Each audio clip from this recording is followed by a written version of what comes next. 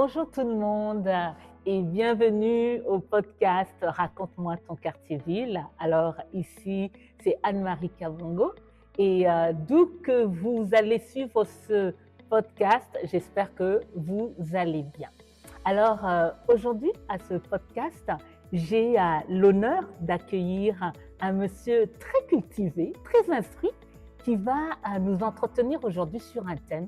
Le thème qu'on a choisi pour le podcast, c'est le patrimoine de Bordeaux et Quartier-Ville. J'ai rajouté Bordeaux et Quartier-Ville parce que au cours vous comprendrez pourquoi au cours de ce podcast. Alors, j'ai donc l'honneur d'accueillir Monsieur Jacques Lebleu. Bonjour. Bonjour. Alors, vous êtes le président du conseil d'administration de la Société d'histoire d'Antique Quartier-Ville. Oui. Et donc aujourd'hui, on a cet insigne honneur de pouvoir converser avec vous. Avant qu'on commence, tout d'abord, j'aimerais ça que vous puissiez expliquer aux personnes qui vont vous suivre, quelle est votre structure? C'est quoi la Société d'histoire d'Antique Quartier-Ville? En fait, c'est un organisme issu des citoyens. Oui. C'est un OBNL et puis c'est un organisme qui est parti sans financement public, qui commence à accumuler un petit peu d'argent à force de ne pas le dépenser. Mais pour l'essentiel, ça repose sur du travail bénévole de citoyens engagés, passionnés d'histoire. Oui. On n'a pas de professionnels à l'exception de contrats d'animation. Quand on a à la Maison du Pressoir, par exemple, des contrats d'animation avec une saveur historique, de découverte du patrimoine. Mais les financements qu'on a à date servent principalement à ça. L'année dernière, pour la première fois, l'arrondissement nous a donné à faire une contribution financière récurrente pour les 3 prochaines années. Mais ça reste pour faire des petits projets. On n'est pas à l'étape d'être un organisme. Les gens ne peuvent pas s'attendre à des services professionnels. On est essentiellement des bénévoles. Dans nos principales réalisations, il y a la publication d'un bulletin, 2 fois par année, qu'on fait depuis 2016. Et puis, on a fait quelques productions vidéo. Ce bulletin est en ligne, hein? Les gens peuvent le consulter. Le bulletin est disponible en ligne, ça s'appelle Au fil dans le site Bordeaux et Quartier-Ville. Et puis, il est disponible en ligne sur notre site web, mais aussi à la Bibliothèque et Archives nationales du Québec. Et puis, il est disponible dans les bibliothèques de l'arrondissement, en papier. Et donc est-ce que je peux dire que vous êtes un peu comme les fondateurs, ce sont des citoyens, comme vous dites, des citoyens et citoyennes, vous êtes un peu comme des gardiens de la mémoire collective? Oui, mais peut-être plus des gardiens, on l'espère. On aimerait ça un jour pouvoir dire qu'on a les ressources adéquates pour être un centre de documentation. Oui. En ce moment, on n'est pas là. On est plus comme des citoyens passionnés d'histoire qui veuillent attirer l'attention sur des immeubles, pas juste des immeubles, des choses importantes pour la collectivité. On parle de mémoire immatérielle, de manifestations artistiques qui peuvent s'oublier. Tout ça, ça compte. Et puis, on est plus, je dirais, en mode cueillette. Et puis là, c'est un endroit où les citoyens peuvent jouer un rôle important. C'est-à-dire, notre bulletin, c'est pas des professionnels écrivains, c'est des gens qui ont développé des curiosités pour certains aspects.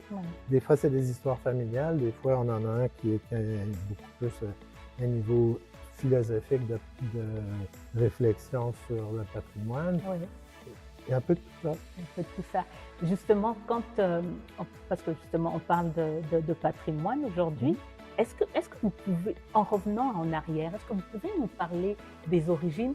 Tout à l'heure, d'entrée de jeu, j'ai parlé de Bordeaux et Quartier-Ville. Est-ce que vous pouvez nous parler des origines de Bordeaux et Quartier-Ville? Oui, on pourrait dire que si on regarde l'arrondissement complet pour nous situer, on part d'un groupe de villages, de hameaux. Des fois, ça part, Quartier-Ville, ça part du pied du Pont-la-Chapelle. Puis ça part d'un lieu de passage. On était dans la paroisse de Saint-Laurent ici. Si on remonte au régime français, c'est-à-dire avant 1760, les relations les plus courantes se faisaient avec le village de Saint-Laurent. C'était le chemin pour aller vers l'Outaouais. Puis tu avais un pont. Les ponts étaient des lieux de péage. Il y avait les transports étaient lents, ça se faisait à pied, ça se faisait à cheval. Puis à cheval, c'est pas nécessairement western, c'est le cheval qui tire une charge. Oui. Bon, ben, ici, à Annecy, au pied du Pont-Vieux, Bordeaux, c'est un peu différent, c'est plus un moulin. Ce qu'il y avait là, c'est des lieux séparés qui se développent. Bordeaux était dans la paroisse du Sault-Récollet.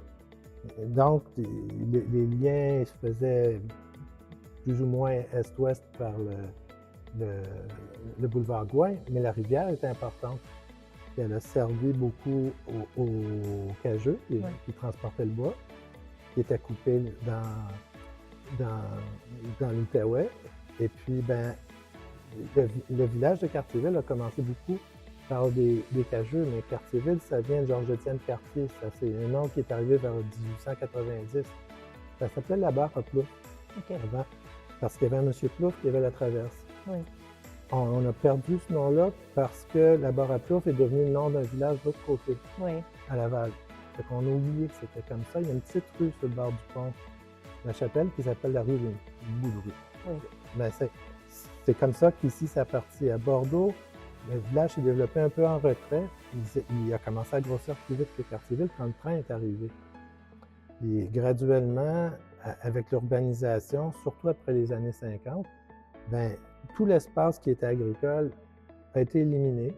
On a fait des règlements d'urbanisme, on a proscrit l'agriculture, puis tout s'est peuplé. C'est qu'à un moment donné, on arrive à un point où on ne discerne plus, à moins d'avoir une connaissance, on ne discerne plus les noyaux villageois. Puis arrivent les années 2000, la structure d'arrondissement, puis là, on fait des divisions sur des bases de représentation politique, plus que sur des bases d'appartenance à un noyau villageois. C'est comme ça qu'on arrive à Bordeaux-Cartierville, mais avec la majorité de Bordeaux ancien qui n'est pas dans ce district-là. La prison de Bordeaux, le centre historique de Bordeaux, ils sont dans le site. Puis une partie sortie du Nouveau-Bordeaux, dans le district de Saint-Sulpice. Donc, Cartierville est tout dans Bordeaux-Cartierville. Mais il y a une sorte de perte un petit peu de l'identité du quartier de Bordeaux dans cette appellation-là. Donc, en fait, quand on dit, parce que dans le langage courant, on a tendance à parler de Bordeaux-Cartierville. Moi-même, ben, vous allez voter, vous allez regarder les services publics, tout ça, c'est donné sur cette base-là. Bordeaux-Cartierville. Oui. Mais est-ce que vous pouvez justement nous parler un petit peu de l'évolution du paysage urbain de Bordeaux et Cartierville? Ben, si on remonte jusque vers 1950, le gros de la population n'habite pas très loin de la rivière. Les plus riches, entre la rivière et le boulevard Gouin. Puis, bon, il y avait encore en partie des cultivateurs, puis graduellement, ça va se transformer. Tu vas avoir des gens peut-être plus de classe moyenne dans des maisons individuelles qui vont remplir pas comme tel avant. Même la Chapelle puis Grenesse, c'était la voie du tramway. Mais c'était pas des grands boulevards comme on connaît aujourd'hui. L'Acadie, c'était un des derniers arrivés. Ben, tout ça, on va peupler les abords de ces grands boulevards-là avec des blocs appartements, souvent. Salaberry, tout ça. Ça va amener, je dirais, des différences de classe sociales assez importantes. Ça veut dire que les immigrants de deuxième, troisième génération vont peut-être s'installer dans les petits bungalows. Les derniers arrivés vont s'installer dans les blocs. Puis c'est pas juste le paysage social qui change. Oui. Donc il y a un impact sur la démographie, sur le mode le tissu social, le mode de vie des personnes. Est-ce qu'il y a justement dans cette période-là, est-ce qu'il y a des gens qui se sont démarqués parce que bon, ils ont contribué à la construction de certains édifices qui existent ou Ben, il y a deux choses. On a, des fois, on l'oublie, il y a un patrimoine, si on parle juste d'architecture, il y a un patrimoine moderniste dans l'arrondissement. L'église Notre-Dame du Bel-Amour, l'église Saint-Gaëtan qui est devenue l'église des Arméniens. La chapelle que beaucoup de gens ignorent, qui était dans l'ensemble conventuel des Sœurs de Miséricorde, qui est une belle chapelle ronde, pas très belle de l'extérieur. Quand on passe sur la rue du Bocage, on voit un truc qui a de l'air en tôle un peu. À l'intérieur, c'est un lieu qui mériterait d'être préservé. Les grands ensembles de l'hôpital, tout ça, ça va structurer beaucoup le paysage, plus que l'habitation. Donc, en fait, quand vous parlez de l'hôpital, c'est Oui. l'hôpital de De Sacré-Cœur Sacré-Cœur, qui oui. est toujours là, qui est comme dans le quartier. Oui, mais quand il arrive, l'hôpital, Oui, il est entouré de fermes. Ils ont acheté des fermes. oui, Puis je pense qu'ils devaient même produire une partie de leur alimentation, les cerfs. oui. Puis je pense que le parc de Beauséjour, j'ai vu sur des cartes appartenues aux sphères de la Providence à un moment donné. Oui. Ben, c'est ça. Et ça a pris du temps. Ils sont restés dans l'hôpital n'a pas été entre l'hôpital justement et Bordeaux. Oui, Il y a eu longtemps au moins 7 fermes. ok. Puis où il passait des ruisseaux. Oui, On a fait une conférence ici au sujet des origines du ruisseau Rimbaud. oui, Ben, il passait dans ce paysage-là. oui. Ben, ça, c'est vraiment une des choses qui a disparu le plus. À la place, plus ou moins où passait l'autoroute, le réseau Rimbaud, on a l'autoroute des Laurentides aujourd'hui. Oui. C'est ça. C'est le modernisme qui a fait disparaître. Ben, c'est beaucoup la place de l'automobile dans la société Yeah. qui a fait disparaître beaucoup d'éléments du relief naturel, Ouais. surtout les ruisseaux. Oui, C'était un obstacle physique, puis l'automobile tolère assez mal ça, puis on a détruit énormément de milieux humides. C'était un milieu très humide ici. oui, On était au pied du Mont-Royal, les Ouais. ruisseaux coulaient vers ici. Et puis, quand dans les premiers temps, quand c'était la paroisse de Saint-Laurent, les gens au Saut-Récollet sont bâtis sur le bord du ruisseau, du fleuve, excusez. oui. On recommence.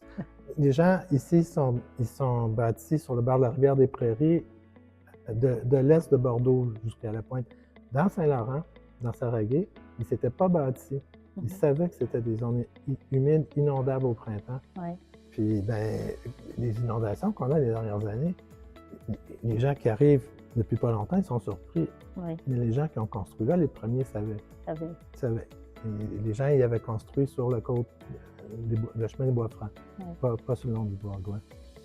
Quand les très riches sont arrivés dans Saraguet, ils sont fait du Remblai, ils ont mis leur château dessus et tout ça. Mais les gens qui avaient des maisons plus modestes ne construisaient pas là initialement. Est-ce que actuellement, selon vous, c'est quoi le rapport que les habitants du temps moderne, je peux dire, avoir avec leur patrimoine? Ben, il y a deux choses. Il y a le patrimoine naturel. Oui, Je pense que les rivages, il faut s'en préoccuper beaucoup. Oui. De qu'est-ce qu'on fait, de la privatisation des bords de l'eau, par exemple. oui, Aussi du Remblai. Ça, c'est une chose. C'est difficile de retrouver les boisés, mais on devrait avoir un souci de réintroduction, oui, un peu de la nature dans le paysage. Un peu plus que pas juste des petits bouts de verdure au bout des trottoirs, là, pas juste des saillies à un niveau plus élevé que ça. Puis dans le patrimoine, ben, on va... Les immeubles prestigieux, on les identifie facilement. oui, Des choses qui sont indispensables à la culture de la société. Tu sais, on a tous les monnaies du parc Belmont, il ne reste absolument rien. Il y a une petite œuvre d'art qui témoigne de ça. Ça, c'est un exemple assez éloquent. Mais il y avait des restaurants qui étaient liés au tramway. Et tout ce qui était lié au tramway, la présence de la gare, ben, on n'a rien fait pour préserver ça. On a tout fait pour faciliter le passage de l'auto, faire des constructions. Il y a souvent... Puis après, on a des problèmes à réintroduire une notion de village, d'avoir des commerces de proximité. Sur Salaberry, ça s'en vient difficile, par exemple. Beaucoup de monde habite, mais on n'a pas eu le souci de leur donner des commerces qui vont devenir leur patrimoine de quartier, le patrimoine de leur communauté. Donc, et c'est vrai que tout à l'heure, on a évoqué justement un peu les constructions qui se trouvent encore dans le quartier. Mais est-ce que si pour les nouvelles, par exemple les nouvelles personnes qui viennent de s'installer, qui viennent d'arriver à Cartierville, à Bordeaux et Cartierville, c'est quoi par exemple les lieux emblématiques? Vous voyez, par exemple, on va à Paris, nous avons la Tour Eiffel et puis bien d'autres monuments. On n'a pas de Tour Eiffel. Ici, on n'a pas de Tour Eiffel, mais c'est quoi les lieux emblématiques? On a parlé de l'hôpital tout à l'heure, mais il y a d'autres endroits. Il y a d'autres lieux, mais des fois, il ne faut pas toujours penser en termes de bâtiments prestigieux, il faut penser en termes d'ensemble. D'ensemble, par exemple, les traces d'un noyau villageois, les traces d'aménagements qui ont été faits avec un esprit plus communautaire, font partie de ça aussi. Oui. J'aimerais ça vous présenter 2 travaux qu'on a fait faire. Enfin, on a fait faire. On a sollicité une coopération d'un professeur d'université qui s'appelle Claudine Déon, qui enseigne en aménagement à l'Université de Montréal, puis en préservation du patrimoine, qui parle beaucoup de requalification. Puis on a eu 2 travaux, 3 en fait assez différents. Il y en a 2 qui ont donné lieu à des brochures qui ont été lancées ici à la Bibliothèque de Cartierville. Il y en a une qui est assez classique, qui s'appelle La découverte du patrimoine bâti de Cartierville. Ça va répondre plus au genre de questions que vous posez sur les bâtiments. Par contre, il va souligner des choses modestes. Il va parler des petites maisons anciennes du bord de l'eau, qui ne sont pas nécessairement des maisons de riches. Des plexes, parce qu'on retrouve... on peut les montrer? Oui, il faut sortir. De toute façon, les gens, vous pouvez, à la maison, chez vous, vous pouvez tous trouver ça sur le site web de la Société d'histoire, dans notre onglet documentation et publication, où ça devrait être à la Bibliothèque de Cartierville. On a eu un autre qui était arrivé assez récemment au Québec, chéri d'Arlene Roche, l'autre c'était Marc-André Larouche, qui lui a plutôt fait une exploration du patrimoine des groupes ethnoculturels. C'est-à-dire, il est allé il est allé à des bâtiments, mais il est allé à qu'est-ce qui faisait les lieux de rassemblement du quartier. Certaines églises, certaines épiceries, par exemple. Et puis, il a cherché à voir comment, justement, à travers ces lieux-là, des gens s'inscrivent dans le quartier, puis comment le quartier devient signifiant pour eux. Parce que si tu es à quelque part, puis tu n'as aucun sentiment d'appartenance, bien, le patrimoine, à la base, ça vient avec la notion d'appartenance à un quartier. Oui. Fait que c'est possible que pour chaque communauté, la notion de patrimoine puisse être différente. Tout à fait. Tout à fait. Quand nous faisons justement ce podcast dans la chapelle ici, au centre communautaire et culturel de Cartierville, qu'on appelle le 4C, ça a quand même aussi une valeur patrimoniale. Est-ce que vous pouvez un petit peu nous en dire quelques mots? Ça s'appelle la salle Charles Daudelin, de l'artiste designer qui a fait le concept général. Elle n'est plus tout à fait ce qui était. Il y avait un chemin de croix, il y avait des symboles catholiques beaucoup plus évidents à l'époque. C'est un bâtiment qui a été vendu par les Sœurs de Providence à un prix de faveur, si on peut dire, par rapport au potentiel du terrain et du bâtiment. Donc, il en reste des traces. Il y a l'esprit général, il y a sa configuration avec un grand mur courbe. Les bols au plafond, on m'a dit que chacun, ils sont différents. Donc, ça a été toute une histoire d'installer tout ça au plafond. Les vitraux sont de Marcel Ferron, qui était une des signataires du Refus global. Donc, mais ce n'était pas nécessairement des gens d'ici, c'était des gens emmenés ici par les Sœurs de Providence pour leur faire un endroit d'élévation spirituelle à travers l'architecture, le design, les arts. Et parce que peut-être les personnes qui nous regardent, on voit qu'on est assis sur des bancs aussi. Qui ont aussi été conçus par M. Daudelin. Par M. Daudelin, des bancs en bois. Qui sont, en fait, la manière dont le design est fait, c'est assez spécial. C'est un espace intéressant parce que tout a été réfléchi. On parlait d'ensemble tout à l'heure. Ben, ça a été réfléchi pour que tout fonctionne ensemble. On n'a pas acheté des bancs, puis on a vraiment conçu un espace ici. Et ce qui est bien aussi avec cet espace, c'est que c'est un espace citoyen, c'est-à-dire que les citoyens peuvent venir et tenir des événements. Moi j'aimerais ça émettre un souhait. Je vais faire une comparaison entre le bâtiment ici, qui a besoin encore d'être approprié, l'ensemble du bâtiment, par les citoyens, et le vieux centre communautaire duquel Solidarité Antique est menacée d'expulsion à l'autre bout. Il y a une sorte de chaleur et d'appropriation à l'autre endroit, malgré la pauvreté des lieux. Il faudrait qu'on laisse un peu plus aller les citoyens ici, qu'ils puissent salir les lieux jusqu'à un certain point. Je n'ai pas dit ça, là, mais... Non, mais Je pense que votre message sera entendu, ouais. mais il faut aussi... Les animer, là, les rendre vivants. Il y a de l'ouvrage à faire encore. Exactement. Mais il faut aussi dire que l'endroit où nous sommes, le centre culturel et communautaire, il a été inauguré oui, c'est récent. C'est récent, hein. Et je sais que je pense que c'était un 29 janvier 2023. Si, ouais, je pense. J'espère que je ne me trompe pas. Donc c'est récent, récent. Que donc c'est petit à petit que cette appropriation va se faire. Ouais, mais il y a encore un petit côté intimidant ici. Mais, oui, c'est vrai, mais peut-être qu'il en est peut-être pour tous les... Ça va peut-être arriver si Solidarité Atlantique finit par avoir son centre communautaire tout neuf. Oui.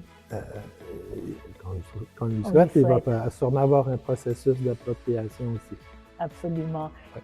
Est-ce que vous pouvez un peu nous parler justement on revient maintenant à la société, à la société d'histoire d'Anticartierville. C'est quoi vos projets?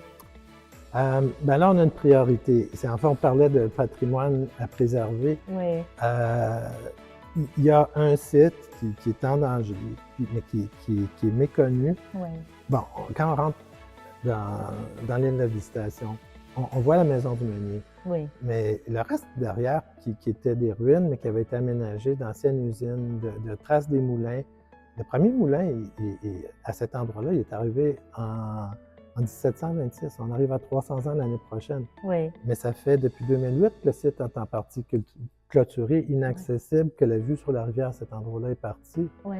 C'est dans nos hautes priorités pour l'année prochaine qu'on puisse commémorer ça, mais aussi arriver à ce que les autorités compétentes accordent les budgets pour réhabiliter ce lieu, mais plus que ça, avoir un projet de société où on en fait un lieu avec une vision, qu'est-ce qui va être fait, mais une vision qui impliquerait un genre de bureau de projet partagé avec la ville, le service des grands parcs, Hydro-Québec, qui a probablement des liens, et des citoyens. OK. Ça, c'est un projet majeur pour nous. OK. Donc, en fait, pour vous, ça sera la préservation des lieux, mais surtout du financement? Ah, c'est pas juste la préservation, parce qu'on pourrait juste patcher. Oui. Ce qu'on veut, c'est qu'on ait une vision de ce qu'on va faire avec ça. Si je peux essayer de trouver des lieux... Il y en a d'autres à Montréal, ils ne sont pas toujours bien connus. Là. Ici aussi, est-ce qu'il y a des endroits ici qui font l'objet aussi de vos inquiétudes? Je dirais que c'est peu entretenu ou pas entretenu, qui a besoin de finances. Il y a 2 ordres. Il y a les petites maisons qui disparaissent facilement. Okay. Et là, on est dans un mode dans la ville au complet, c'est planétaire. La ville de Montréal. C'est plus que la ville. Tout le monde veut densifier. Oui. Mais il y a il y a 2 inquiétudes là-dedans. C'est que tout le petit patrimoine disparaisse. Oui. L'autre, c'est que en densifiant, ça prend des gros moyens. Puis on va venir dans une ville qui a été largement bâtie par des petits entrepreneurs. Dans un quartier comme ici, à Cartierville, en 1920, tu pouvais bâtir ta maison. Oui. On a d'ailleurs eu un monsieur qui nous a fait une belle trouvaille, des gens qui avaient extrait 500 tonnes de pierre de leur terrain, parce qu'il y avait eu des carrières ici, tout près d'ici, près de la rue Rangée, pour construire des maisons avec la pierre. Bordeaux, il y a eu beaucoup de tailleurs de pierre, ils ont entre autres servi à la prison. Puis avec le train, il faut les emmener ailleurs. Ça fait que, toutes ces choses-là disparaissent, puis on s'en vient avec des gros ensembles qui vont être la propriété de moins en moins de monde. Il va y avoir une grosse concentration de la propriété. Ça, c'est un problème social. Ça va être un problème au niveau du patrimoine. Et il y a des cas à Montréal où il y en a un à Rosemont où on va détruire une chapelle, on va préserver certains lieux d'un ensemble, mais on va faire des tours pour 200 logements. Oui, il y a des problèmes de logement, mais on ne regarde pas tellement à Montréal d'autres alternatives que de densifier les quantités à plus faible échelle. Tu sais, tous les endroits comme ici, qui ont 1 ou 2 étages, pourquoi on ne permet pas 4 dans les plus grandes surfaces plutôt que de se ramasser avec des gens qui ont 200 millions pour construire des immenses complexes?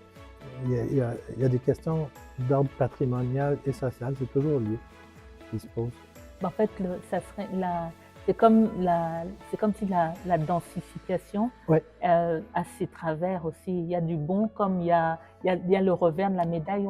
On craint que, en fait, des patrimoines, des pans entiers, des histoires, de l'histoire des quartiers on disparaissent? on parle plus, de la manière qu'on fait ça en ce moment, là, avec des très gros ensembles, Ouais. à mon avis, on parle plus de densification de la propriété, Oui. de la concentration de la propriété sur des lieux très précis.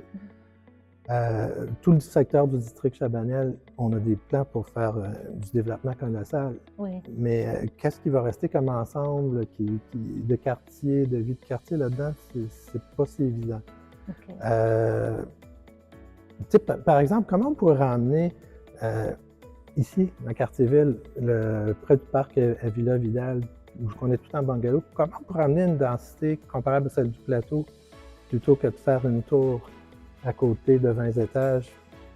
Ça pourrait peut-être rentrer le même nombre de logements là-dedans, changer la vie un petit peu. Ouais. Les quartiers comme celui-là, qui n'ont aucun commerce, comment on pourrait modifier le règlement de zonage pour apporter des commerces qui vont donner une vie sociale? Pourquoi on n'aurait pas des restaurants? Le zonage, il y a une disparition. Ici, on a un exemple, le Gago. Ben, ils ont extrêmement... L'Association des gens d'affaires de Gouin-Ouest. Oui, ils ont extrêmement difficulté à préserver un noyau commercial. Oui. Ben, c'est ça. Okay. Il y a beaucoup d'enjeux. Puis la densification, sans plan d'ensemble, sur des sites où c'est facile. Il y a un autre problème, c'est que les villes sont complètement financées par les impôts fonciers. Ça fait qu'entre être patient puis essayer de densifier à l'échelle d'un quartier, puis récolter une évaluation foncière qui augmente en flèche parce que tu as fait 4 tours, ben, je pense que c'est la deuxième solution qu'on choisit en ce moment. Okay. C'est un problème.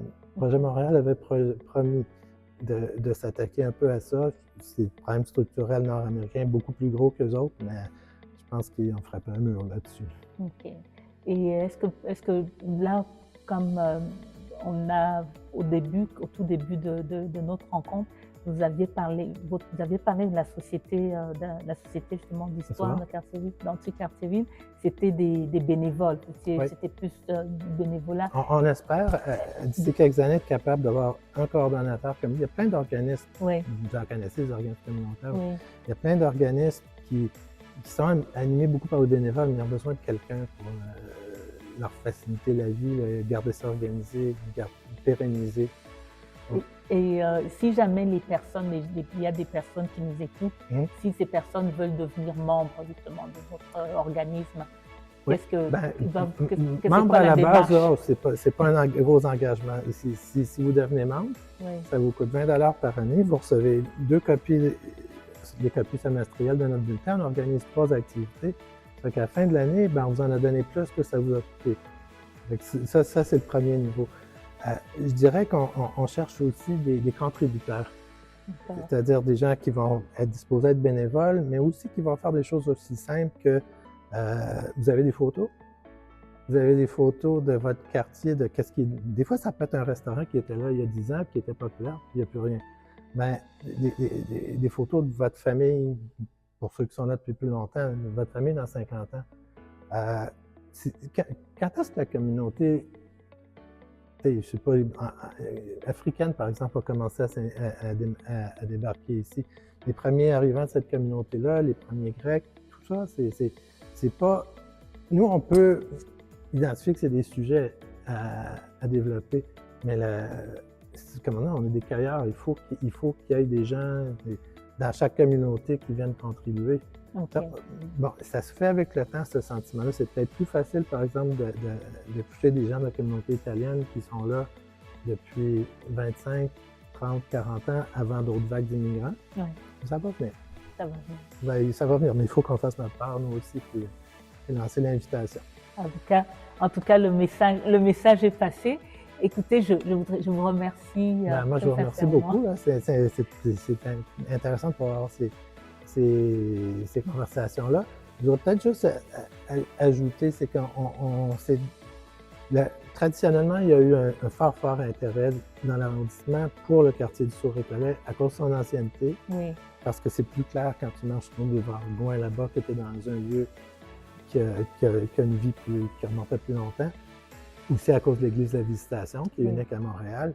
Mais on s'est donné comme mandat, parce qu'avant, c'était toujours des groupes liés à ce quartier-là, Puis on est peut-être les premiers, on existe depuis 10 ans, ça va faire 10 ans au mois de mars, les premiers gestes. Oui. On est les premiers à dire que notre mandat, c'est tout l'arrondissement.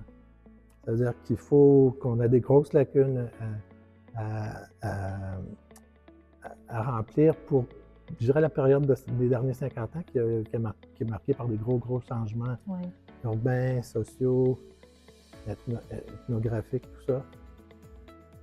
Donc, il y a encore du chemin. Le chemin, il continue. C'est comme une pierre qu'on met en avant à chaque pas. Oui. Puis on avance, puis le chemin continue à avancer. Mais merci déjà pour le chemin parcouru. Oui. Merci beaucoup de garder vivante la mémoire de nos communautés. Et, c'est un appel à tous. Hein? Oui. Nous, on se dit, ça, c'était un effort là, d'avoir, de nous rajeunir notre perspective historique. Ça, tout le monde qui est en bas de 50 ans, on nous est très bienvenus. On a l'ouvrage à faire de ce côté-là. En tout cas, c'est sûr que nous invitons les personnes à aller sur votre site, hein, parce que on n'a pas pu non plus tout explorer. C'est vraiment juste des éléments qu'on a pu survoler, mais nous invitons vraiment les personnes à aller sur votre site. Je peux donner les coordonnées, c'est très facile. Oui, allez-y. C'est lashac.com, LASHAC.com. C'est tout. C'est ça. Puis à partir de là, vous allez avoir un peu nos actualités, vous allez avoir les liens vers nos pages Facebook, puis tout ça. Puis vous pouvez aller sur la page Facebook de la Maison du Pressoir, parce qu'on en fait l'animation. Puis vous avez un onglet où vous allez retrouver tous nos bulletins en PDF, parce que notre but, c'est d'être lu. On n'a pas des ressources pour imprimer ça énormément. Puis vous allez retrouver un onglet publication, documentation, où il y a ça, d'autres documents, par exemple un mémoire qu'on a déposé au sujet de la bonification des règlements d'urbanisme. Et on s'intéresse à toutes ces choses. En tout cas, alors vraiment, avis aux intéressés. Et c'est sûr aussi, comme vous disiez tout à l'heure, les personnes qui ont peut-être des éléments de souvenirs qui remontent à il y a des années, pour bonifier votre banque. Je vais essayer de vous donner 5 exemples vite. Oui. Bon, il y a eu un festival qui s'appelait le Festivals à un moment donné qui est disparu. Oui. Bon, si on pense à la musique, premier spectacle de reggae dans le Séquartier-Ville, ça serait un événement de patrimoine immatériel. Oui. Ça peut être ça. Qu'est-ce qu'il y a eu comme galerie d'art? Là, il y a quelqu'un qui fait des gros efforts pour en repartir une avec le Locard. Oui. Parce que des gens connaissent d'autres qui sont disparus avec le temps. Le premier restaurant qui s'affiche comme vraiment ethnique, pas juste restaurant. Oui. Ça serait quoi? Ça va peut-être être un restaurant italien, je ne suis pas sûr, mais c'est des exemples. C'est ça. D'accord. Club sportif. D'accord. Des églises. Alors je pense que Monsieur Lebleu, c'est sûr que votre message, votre appel sera entendu. Merci encore.